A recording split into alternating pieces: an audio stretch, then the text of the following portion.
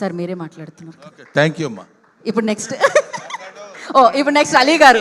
ఈ స్క్రిప్ట్ నా చేతుల్లో లేదు, బ్రహ్మానందం గారి చేతిలో ఉంది. అలీ గారు మీరే మాట్లాడాలి ఇప్పుడు, ఆయన కోరిక మీరు. మైకి తీసుకెళ్ళి ఆయన చేతిలో పెడుతుంటే ఆయన ఒక్కొక్కరి చేతిలో పెడతాడు తీసుకొచ్చి. అందరికీ నమస్కారం అండి.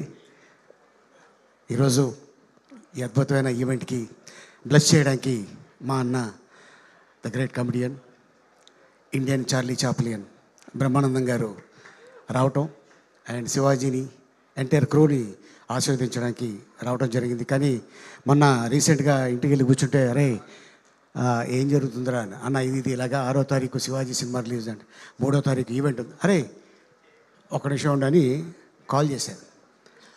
ఇమ్మీడియట్గా 3వ తారీఖు నేను వస్తున్నాను రా నీ సినిమా రిలీజు ముందు రోజున అని ఆశీర్వదించడానికి. ఎందుకంటే శివాజీని చాలా చిన్న స్టేజ్ నుంచి చూసిన వ్యక్తుల్లో బ్రహ్మానందం గారు నేను. కానీ ఈ రోజున తను హీరోగా, నిర్మాతగా, తన సొంత బ్యానర్లో ఒక సినిమా చేయడం అనేది ఇది మామూలు విషయం కాదు, ఇంతమంది ఆర్టిస్టులతోటి.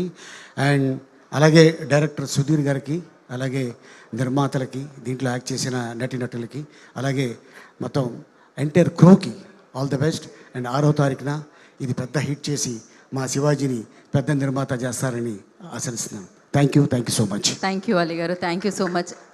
బ్రహ్మానందం గారు నెక్స్ట్ ఎవరంటారు? బ్రహ్మానందం గారు మాట్లాడరు, వేరే వాళ్ళకి ఇస్తారు. ఎస్, నెక్స్ట్ రోహన్ కూడా మీరు